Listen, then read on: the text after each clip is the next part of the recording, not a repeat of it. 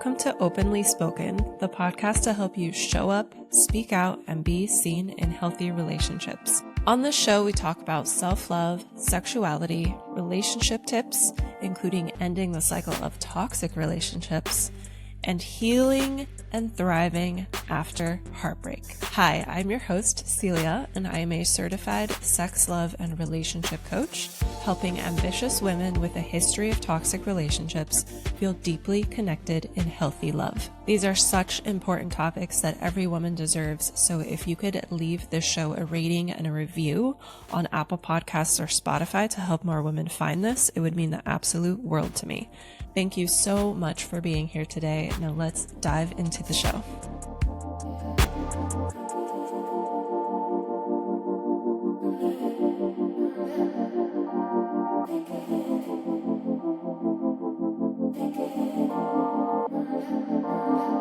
Welcome to Openly Spoken, the podcast to help you show up, speak out, and be seen in healthy relationships. My guest today is Seonaid Lee. Seonaid is a multi-passionate writer and teacher who is deeply interested in how we find agency in systems that are too large for us to understand. Can't wait to get into that. She believes that our intimate relationships are a space in which we can practice vulnerability, desire, and speaking up so that we can bring those skills out into the rest of our interactions in the world. Welcome to the show, Seonaid. Wow. I wrote a really good intro for myself this time. I write a new one every time because I've got a slightly different focus from one conversation to another, since I'm really talking about agency and complex systems. Yeah. So I'm always interested to hear what I said about myself. I also was checking out your website before this because I was like, yeah, but what is the exact title besides multi-passionate writer? And I found secular mystic and practical academic. And I wonder if you still resonate with that. Well, that was what I wrote for that podcast appearance. Yeah, that was also for a podcast. Yeah. It was. Yeah. Yeah, I was on another podcast where I was talking about the vital importance of maintaining our infrastructure.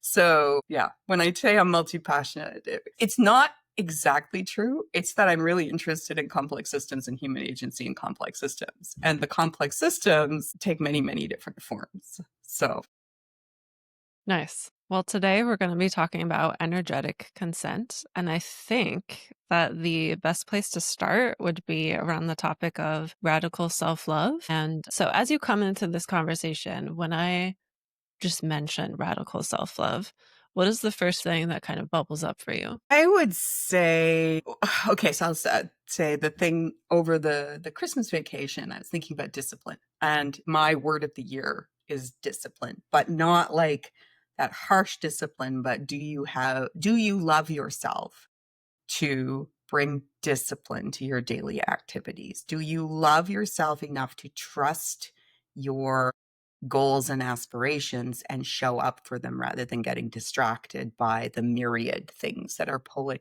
at us all the time? And so for me, what bubbles up is that radical self-love comes to also a radical self-trust. And when I talk about discipline, I don't mean following a strict schedule. I mean showing up and doing the things you actually genuinely deeply want to do that you feel are aligned with your goals and aspirations and the way you want the world to be. And so it's, I guess, authorizing yourself to take action in the world in alignment with your own understanding rather than that of other people. Mm-hmm.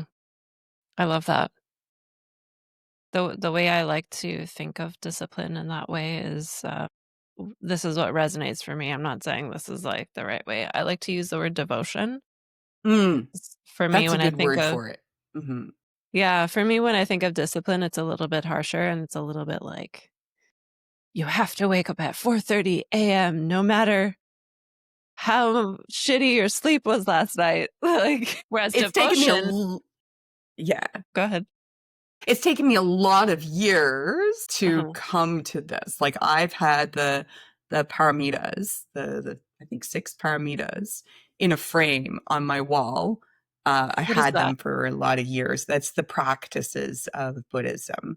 And it's the devotional practices, effectively, of like showing up, doing your work, speaking the truth, touching the ground because you're already present.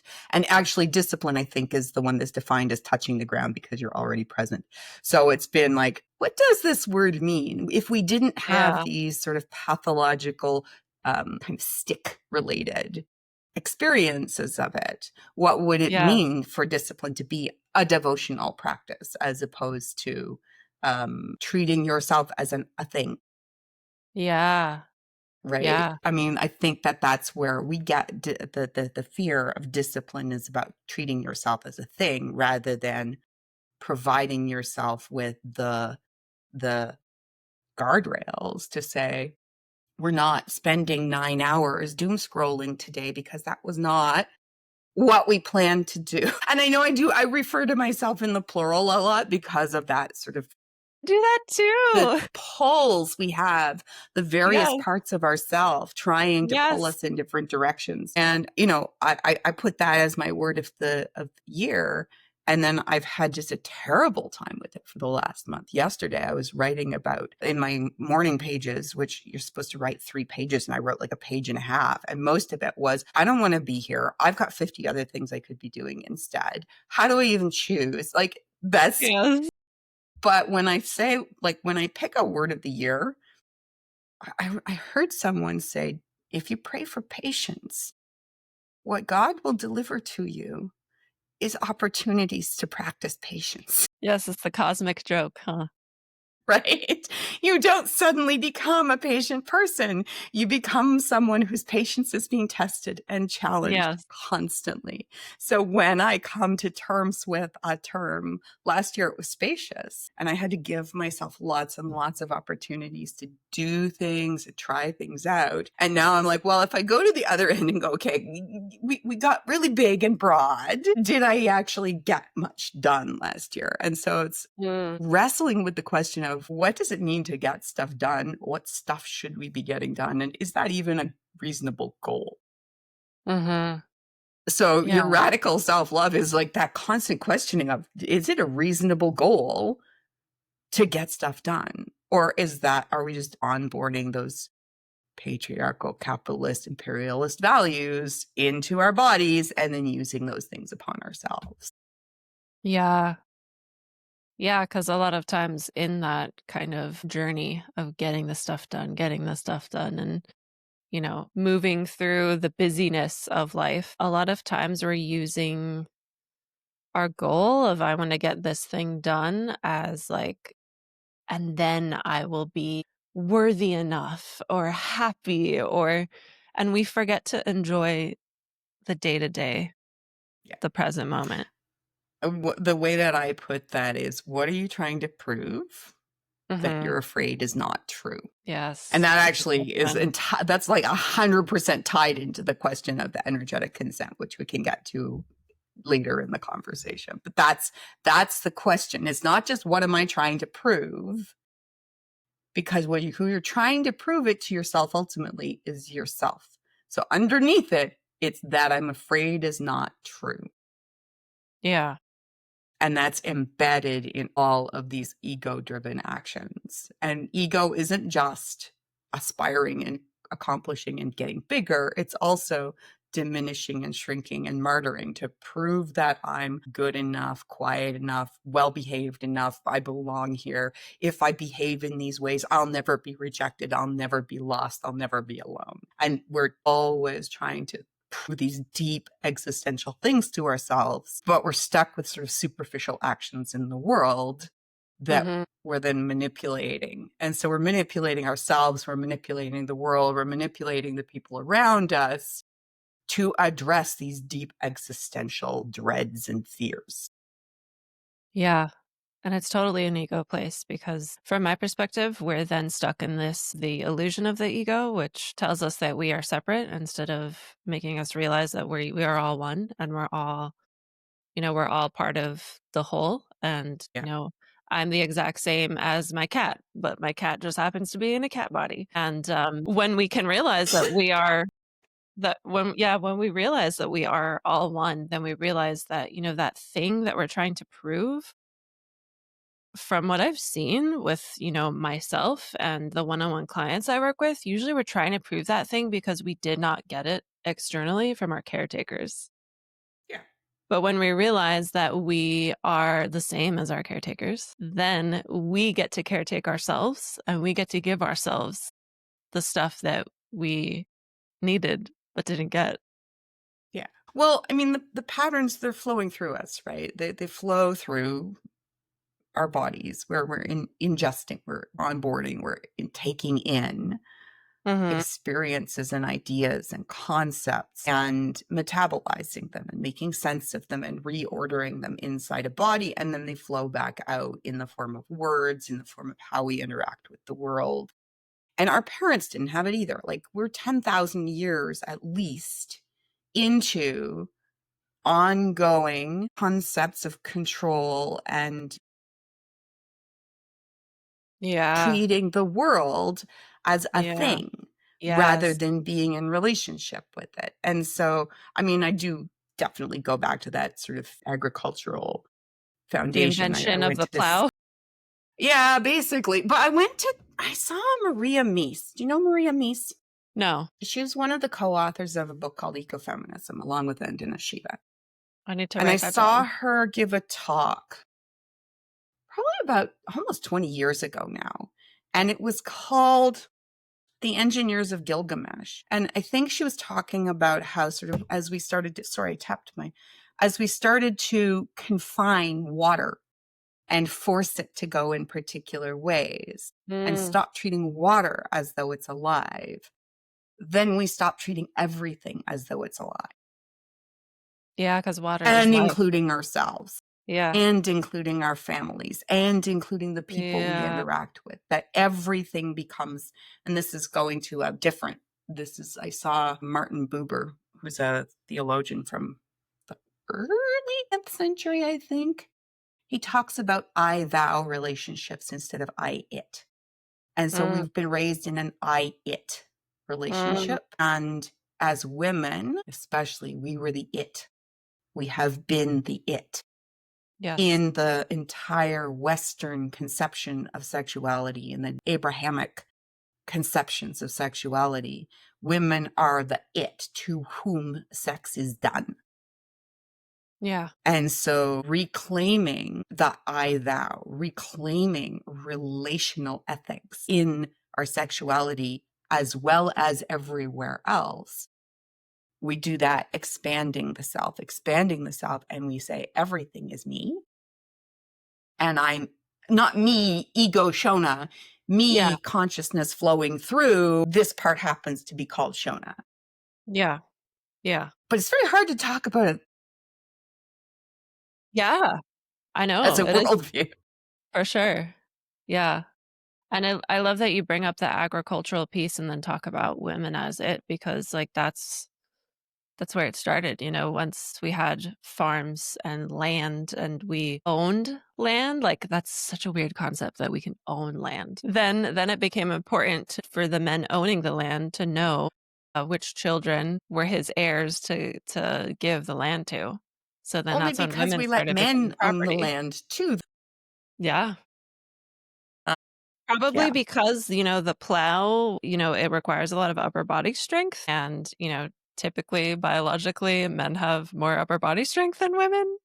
I don't know. That's my theory. There's all kinds of very complicated, weird things that I asked one of my kids is a historian, and I said to her, I said basically, why is patriarchy? And she was like, do you really want that? It's like a whole rabbit hole.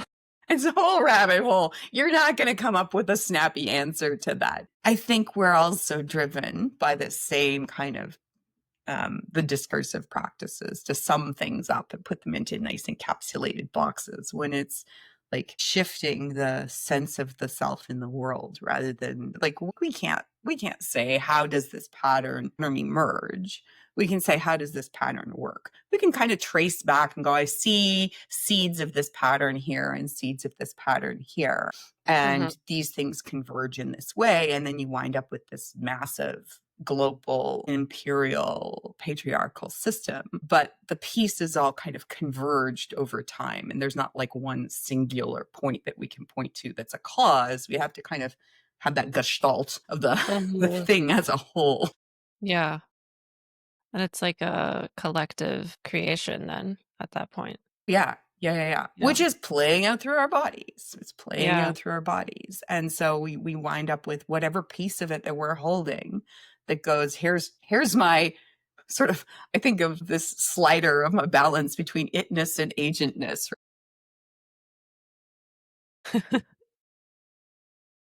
And it shifts from moment to moment. And oh my God, the people in power hate people like me Mm. because I don't have that nice, snappy, like certainty, that nice, tight certainty.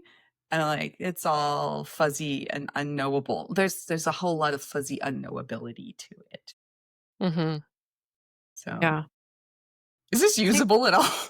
Is this no, too yeah. weird? Yeah, I feel like I'm also just, like, digesting this, and I'm like, "Huh."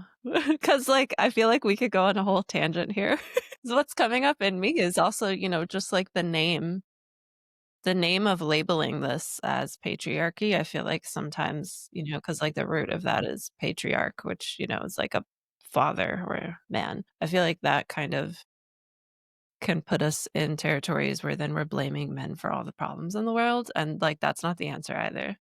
No, And that's no. something I see a lot in, like, feminist spaces is, like, they're basically doing the same thing by hating men and, like, thinking that, like, Well, women it need to depends rule on the which world. feminist spaces. It Yeah. depends on Yeah, it's not which all of them, spaces. but in some of them, I'm like, "This ain't it." It's really hard because I mean, if you use the framing that I have there, where the stories and the patterns flow through us, they assign us roles in this drama. And men are Mm, assigned the I in the I it of that particular relation. But they're assigned the it in most of the other relations in their lives. And so there's a very small number of things each of us is the actor rather than the acted upon. mhm, And this is why I talk about that energetic consent is recognizing the moment that you are the actor rather than the actor acted upon. And what are you doing to try to manipulate this system to get something back from it? That you're mhm. not honest about what you're doing, Yeah. that we're not clear in our communication when we say, I would like you to affirm this thing about me by doing this thing with me. But we don't say I would like you to affirm this thing about me. And so then we're trying to extract something energetically from the interaction that was not on offer because we didn't name it and we didn't talk about it and we did. And I know it sounds super cold, but it isn't. It Mhm. isn't. If you can be really, really honest in those sexual interactions and go, I'm feeling really insecure about my body right now. Could you do this thing to reassure me that you still find me attractive? And they'll be like, yeah, all over that. Or they might say, I can't do that for you. And we have to not take that as a confirmation that what we are afraid is not true, but they weren't the person to provide that affirming for us. You were saying you have to be able to you don't have to entirely be able to do it yourself, but you have to recognize that nobody else has a veto on that either. Yes. Yeah. And that, like, in my opinion, changes your whole behavior in relationship because you're coming to it without expecting your partner to fulfill all these needs from childhood that was unmet. Yeah. Yeah. And like, Yeah. yeah, some of those needs, hopefully will be met by by a relationship because, true aligned love is healing in that way. However, it's completely different when you have done some of that inner work, whether it's before the relationship or while you're in one. Because I do think that sometimes when you talk about this stuff, it's can get into a little bit of muddy waters where some people are like, okay, I have to be 100% perfectly healed before I'm in a relationship or before I become a mom or before whatever the thing is. Like healing and changing and shifting actually always happens. over time, and it happens in relationship because one of the things you Yeah. do in your own practice is you go, that was not my best work. And Yeah. instead of beating yourself up, you go, what was I really trying to do there? And you develop, not like you go and you learn your Yeah. communication skills. You practice them over and over again. You read your Esther Perel and your John Gottman and your Marshall Rosenberg, the nonviolent communication, and you practice it and you reflect. You go, what was I trying to do there? Like, what's really happening? If you do it enough, you can catch yourself in the middle of a fight going, what am I trying to do here? What am I trying to get out of this? Hold on. I don't think we're fighting about what it looks like we're fighting about, because you're almost never fighting about what it looks like you're fighting about. Mm-hmm.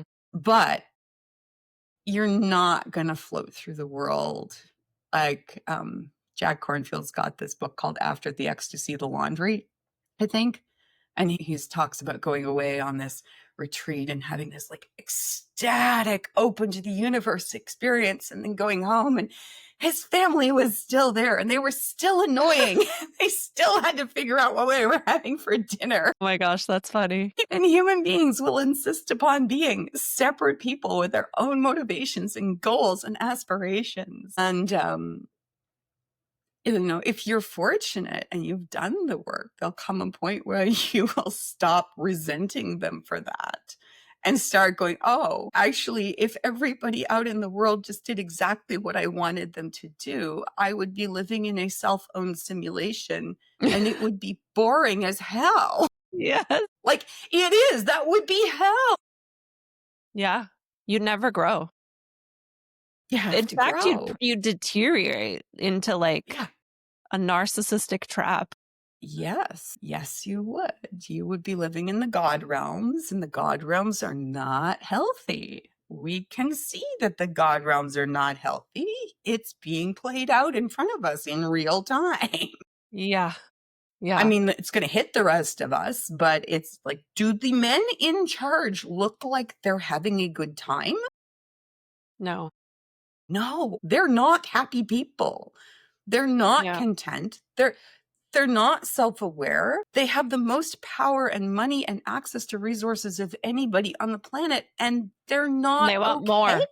They want more. They're not okay. Yeah. But we don't have to conform to that. Like, we don't have to say, oh, well, we'll just give them everything in case that will make them feel better. No.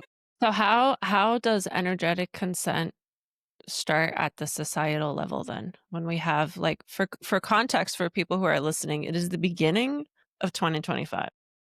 Yeah. Yeah.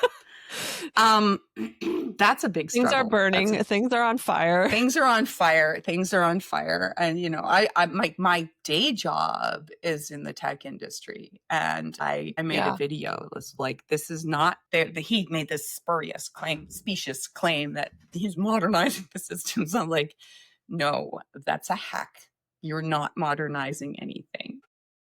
That's the big question, because we have to have the courage to say, I do not consent, and then say it over and over and over again, regardless of the fact that awful things are going to be done to people and awful things might be done to us. Like my partner said to me last night, I think millions of people are going to die. And I said, that is probably likely. And he said, there's no reason that we shouldn't be among those people. And I was like, yeah, that is true. And so coming to terms with the fact that we're all mortal, we're all going to die. Mm-hmm. I'd rather we didn't all die en masse right now, but what do we do with our mortality and how do we resist? If you go to the civil rights movements and the nonviolent protests and they said you have to be able to take a beating. You can't go scared. You have to know that awful things can happen to you. And if we don't accept that awful things can happen to us, then they happen to everybody.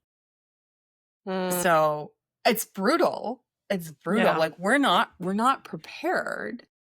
And I've seen like somebody read a couple of Indigenous authors recently from South America. Can I just go grab a book? Yeah, go ahead. Okay. Go ahead. Ailton Krenek. This one's called Life The is cover Not is Useful. beautiful. Isn't it beautiful? He Yeah. is an Indigenous person who lives in what's now called Brazil. He's in the Krenek River. And so that's his people. And his previous book that I read was about the river being polluted. Like it was the one that was destroyed by a tailings pond from a dam that just spilled and killed 600-kilometer long river. And they said the river's in a coma. And he said, basically, capitalism is going to do to you what it's been doing to us. And so you need to recognize that people like me and the people who have been not in positions of power, the people who have been enslaved, the people who have been marginalized, the people who have been doing the unpaid, brutalized labor of the world have already been going through this. And you need to ask us because we know how to deal with it. And you don't. Yeah. And that's like this coming to that and going, go with humility to the people who have been experiencing this and telling you that this is happening, and listen to them. Don't make them tell you. Read their books. Yeah. Find out what they've already written. Read the thinkers that have been. They've still been producing lots and lots of text in Africa. They've still been producing lots and lots of text in Indigenous populations. It just doesn't make it into our minds. Yeah. And I'm going, oh, yeah. They're definitely coming after me next. After we put this up, it's After like, we publish this? that woman is a dangerous radical and she must be neutralized. This is going up in July, so we have until July to live. Well, we'll see what happens between now and then. It's nice to hear, though, that, my husband and I have these conversations as well. And it's nice to hear that, other couples are talking about this in their homes as, also, and having these same realizations of, how dire the situation is. And I'm like wondering, how can we gently meander this back to energetic consent? So we talked about at the societal level. So then At the societal level, what I would love to see is that larger levels of government do not impose their will on smaller levels of government. That more and more of the decision-making power divests to the periphery. So one of the, I guess, advantages I've had experiencing this world is that I grew up on an island in the Atlantic. And I have lived most of my life in very lower class, working class environments. Weirdly, my dad was a professor, so we were like the elites. We were the elites because we had a consistent job and income. But I grew up places where the resources were depleted to the extent that the economy had collapsed, where there was constant need for changes of employment. Everyone was retraining constantly. And the people in the federal government would come in and make training programs so where they would train like everybody in the entire town to be a hairdresser. Okay, well, you only needed 3. And everybody else needed something else to do. And so there's these monolithic approaches to solutions where what needs to happen is that more of the resources, more of the decision-making power needs to stay in the periphery. We can't keep treating every space in the world as a source that we can extract from, but recognize that the people and the land and the animals and the ecosystems we're already doing something with all of that energy. And if they're impoverished and marginalized and have no political power, and we come along and say, well, you should give me, I'm sorry, I keep hitting my microphone. That's okay. No problem.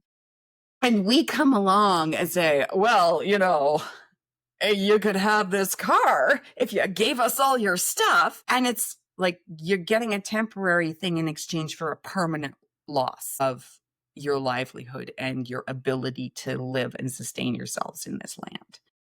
And so the energetic consent has to recognize that there's political differences in power, and that if you are in the position of more power, you are cognizant and aware that that's what's happening, and that you genuinely do listening to the people who are there and the system that already exists to find out what their needs are, what their preferences are, what is actually available in the system, because most of the systems at the periphery are underfunded. They have lack of access to capital, by which I mean concentrated projects which we use to make permanent. I call them needle moving projects. So we don't extract that in exchange for something trivial. Like usually it's a very imbalanced exchange between the imperial core and the periphery. And so even to name the existence of the imperial core and the periphery is a step in the process of moving to energetic consent on a global level, even on a national level. So then there's this whole array in between, because there's that, like, what do you do in the bedroom? What do you do with your friends? What do you do in the workplace? How do you manage if you're in a group of 50 people? How do you manage listening and catching the needs and balancing the needs of the various people? And that all starts with, like we talked about in the beginning, that like devotion and discipline. It all starts with that energetic consent with yourself and how you're treating yourself. Yeah. And then Yeah. your closest relationships. And then, friends that maybe aren't that close. And then like neighbors, community. And like it starts at the individual level and it ripples out. And what we're seeing now is like that societal level, like the people in charge, they're missing that individual connection with themselves, that own energetic consent in their relationship with themselves. Yeah. So their need for affirmation extends out to the entire planet. Yeah. That they need proof that they're okay, and they establish proof that they're okay by making everybody do what jump to their tune. But the thing that's deeper is that they still need to think that they're good people. So they have to write a story that says, we're improving these people's lives. They would be worse off without us. And they entered into this contract voluntarily rather than they had no choice not to, and they were coerced. That the use of the state, the power of the state, the power of withholding access to food, water, shelter, education, healthcare, the power of withholding access to sustenance is used to coerce people into acting in ways that are against their own interest, against the interest of their community, against the interest of their own people, however they think of that. Because we keep people fearful at the very, very base levels of reasoning and acting in the world by coercing them. And then people with power have to tell stories about how those people deserved that. And they benefited from that because they weren't capable of self-governance. They weren't capable of thinking and feeling. And really, aren't they lucky that they've got people like us to come along and do this for them? And so this is why that I said we have to have the ability to resist that, but that means we need to provide mutual care. We need to do those things. And, oh no, I'm definitely going to come out as an anarchist on this. The mutual aid so that people aren't vulnerable to coercion. We care for one another so that somebody else cannot come along and say, I'm going to take away your housing and your food. Well, they can go, oh, well, my community's got my back. And so we have to join together in a community of care so that we have the ability to resist rather than letting people be picked off one by one. Yes. So for women listening, I didn't want to be an anarchist. I wanted to be an engineer. I know the work that we end up doing like finds us. Like I feel like we don't really have a choice. It finds us.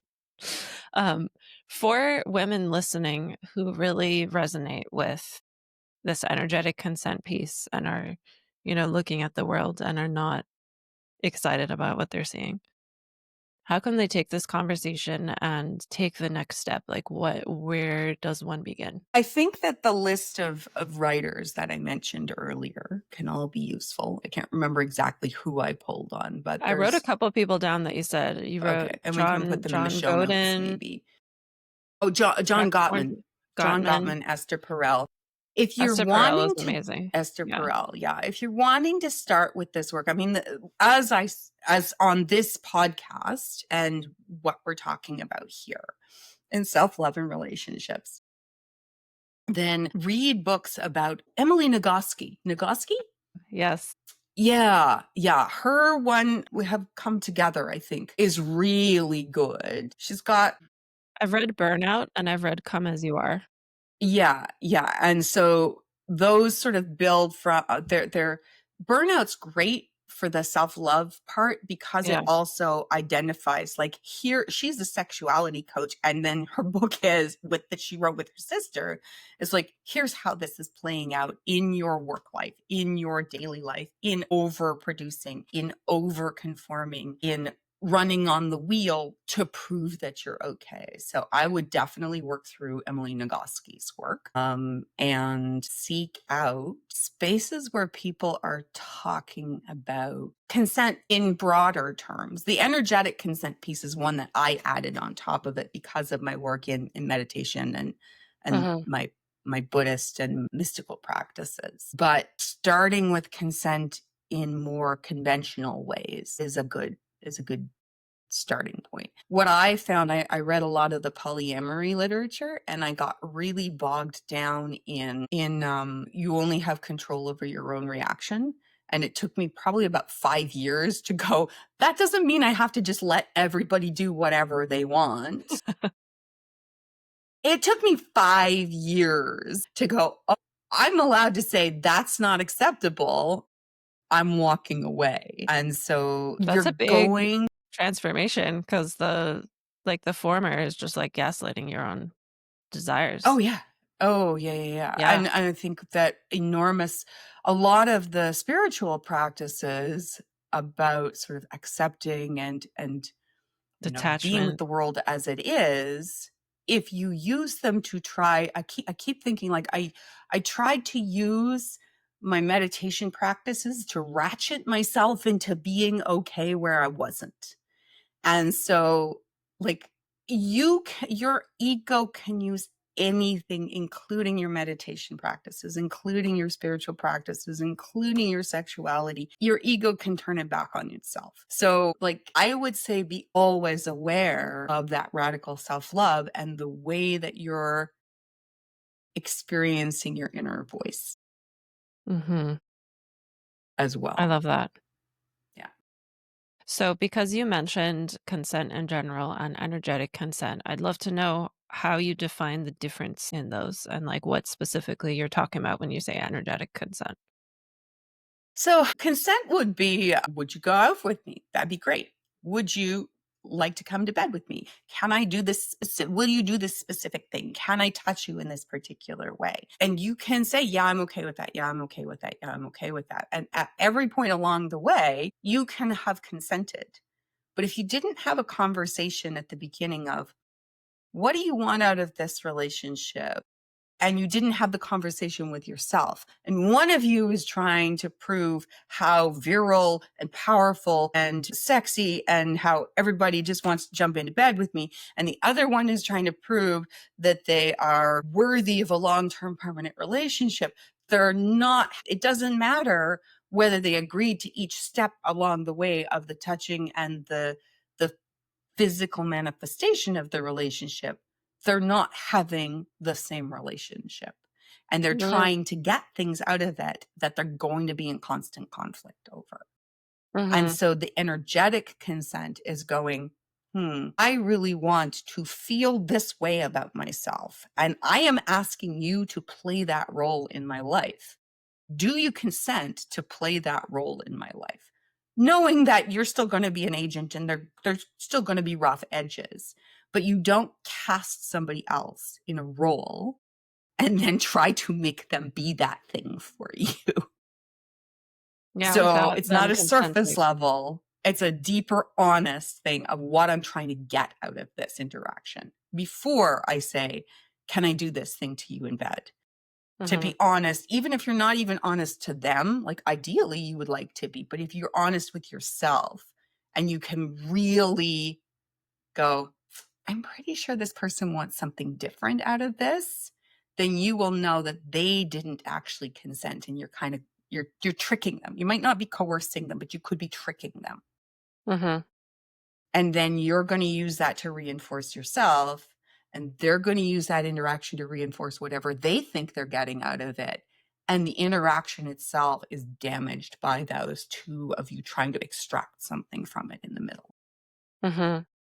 So it doesn't become this lovely, harmonious exchange of energy. It's graspy Yeah. because Yeah. you're both trying to get more than you're putting in. Yeah. So this energetic consent comes from asking yourself, what is it that you are trying to get out of this relationship? What is this thing that you are afraid to, what was it, like, afraid to know that isn't true? What What are was it that you you said? trying to prove? What are you trying to prove that you're afraid isn't true? Yes. Okay. What are you trying to prove that you're afraid isn't true? And then you could go flip that over and go, what am I afraid is true? Yeah. But it's usually like the action that you're doing is designed at some level to prove something about yourself and the world Mhm. that you're afraid isn't true. And it's usually something really fundamental, like I'm allowed to be here. I'm safe. A lot of the time we're trying to prove that we're immortal, which is that's a bad starting Because we're point. afraid of death subconsciously. Yeah. Like a lot of the time we're trying to prove that we're immortal or all powerful. There's some really deep seated. So you can also do that 5 whys thing. I don't even know where that one comes from. I think it might come from process control or something. Like it might be super corporate, but you go, but why? But why? But why? And I've heard of that underneath too. there's going to be something really fundamental about like, I know I spent a lot of years afraid I was alone in the universe Mhm. with that like real, you were talking about the illusion of the ego and just that like I'm cut off, I'm isolated, and no one could ever possibly know me. Mhm. And so like that's a deep seated, might do some core wound stuff around that. And it's like we can talk about how we acquired them from our parents, but I also see that people who came and they say I had this beautiful, loving, fabulous upbringing, they still bring a core wound. So Yeah. we can talk about the manic mechanisms by which they arise, but I think we all have them. Yeah. I think it's also because, what we're talking about, the asking yourself what you need out of the relationship, what are you afraid isn't true? Like, it sounds so simple, but it's not easy because it requires that self-awareness, which is a skill that is unfortunately not taught to most Yeah. people. And then processing it as well. Processing it Yes, like, as not well. taking the truth of yourself to, like, berate yourself and, That you're I'm permanently damaged. This is just how yeah, I you're am. No, no, broken. no, Yeah, no, no, it no. has to No. be, like, with a lot of compassion and radical Yeah. acceptance and, Yeah. like, treating yourself. I always like to say that it's like you're treating yourself as if you are your own baby or, like, child, like, you have to be gentle and yeah, that, like, guidance. So, before we move into some closing questions, I'm curious if there's anything else that was on your heart today about energetic consent that you wish we would have touched on, or if you feel complete for now? I do want to say that I think that our intimate relationships, and whether that's sexual or whether that's with our closest friends or with our families, are practice places for this.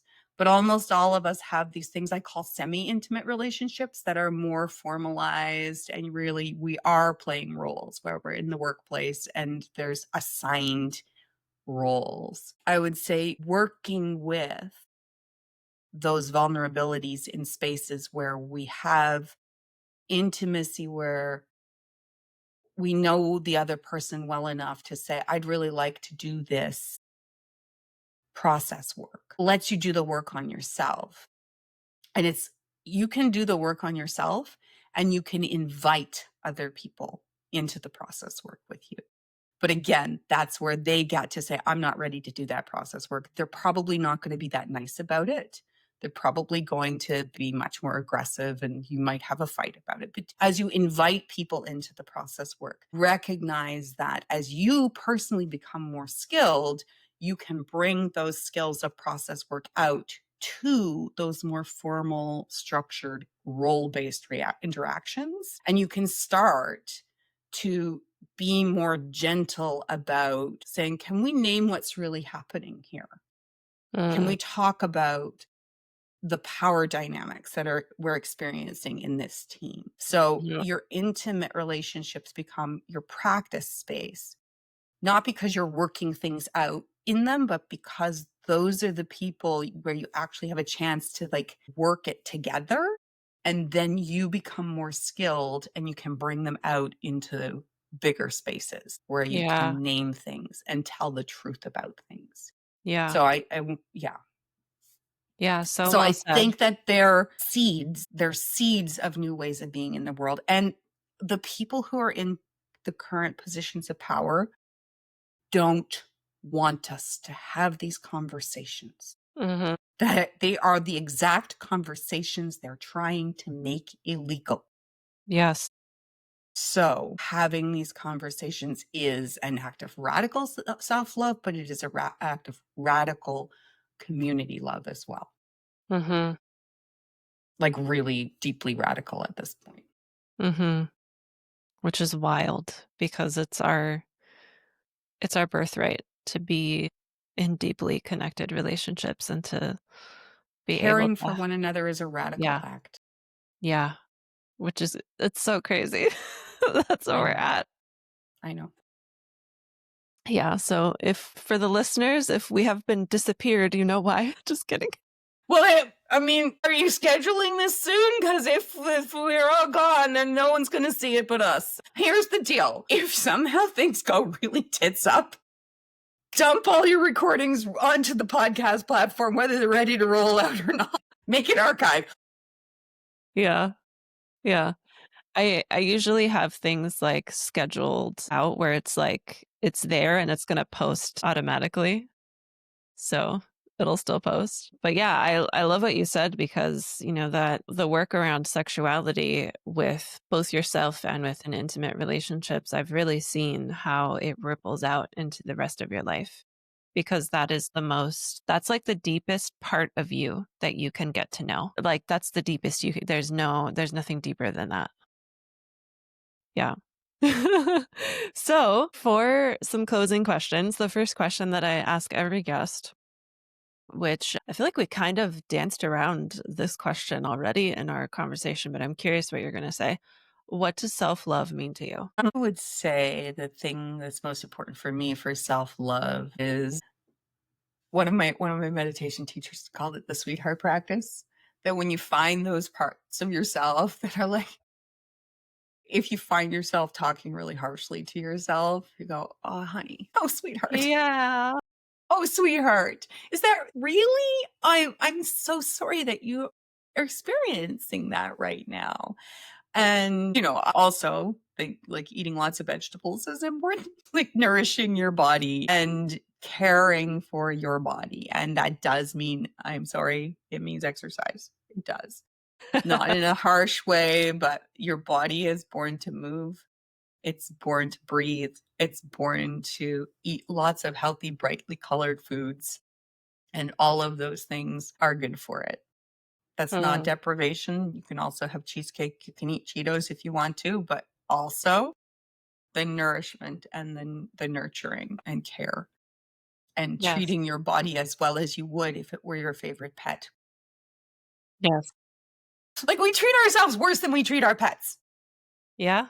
So, Yeah. if you have to somehow objectify your body and yourself as a thing, at least treat it really, really well as a thing that you are deeply caring for. Yeah. Yeah. And then eventually, hopefully, we all get to sink into our bodies and we're like, oh, yeah, this feels really good. I love being in this body. Look what I can do. Right. I love that.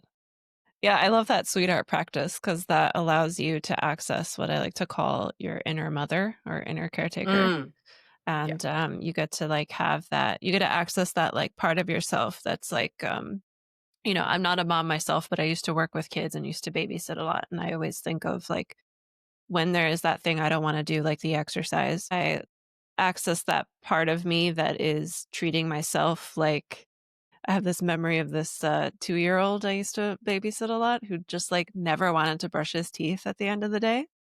And it would just like throw a tantrum. And it's like he really doesn't want to do it, but I am there to help him do it so that his teeth don't fall out. Like there's a That's the benefit. discipline. Yeah. That's the discipline. Yeah, and so yeah, I love that because it helps you access that, like, inner caretaker that allows you to have that tantrum, witnesses it, and it's like, "Okay, are you done? Alright, let's go to the gym." Or let's do whatever the thing is that you said you would have discipline and devotion to do so that you can reach your desires that you said that you have. Okay, the next question is what makes you feel the most grounded? Being on a trail um, at the top of a hill, looking out over the water. Mm. Ooh, I see it. Absolutely love hiking. And I really love it on the edges of large bodies of water because that makes me Mm. go, it gives me a sense of my scale and how very, very small I am. And in that cosmic sense, then I feel that moment of being the droplet in the ocean and the speck, and there's really is like I'm very, very not much bigger than a mushroom or a squirrel or a plant.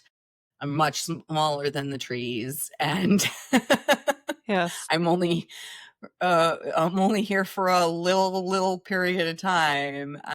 So like deeply sinking into that truth is easiest for me when I'm out in the world as not naked, scared, and alone, but acknowledging that I'm just in the flow of things. I just realized that we're at our hour and wanted to check in how you're doing with time. I'm fine. Okay. I just have 2 more questions. Okay. Okay. The next question is what is your favorite part about being a woman? You know what? We have enormous amounts of liberty of self expression. It's the era of time that we're in right now, but I have reconstructed myself over and over and over again. And I think we have a lot of liberty to do that in ways that men, for the most part, don't. Yeah. I see the men around me, and I'm thinking about clothing, but like hair, makeup, glasses, like everything we can change about ourselves. And I can put on my corset and my puffy shirt, or I can put on my pinstripe suit, or I can wear high heels or low heels or sneakers, or like I can disguise myself in a huge range of ways that I think men don't have access to. Mhm.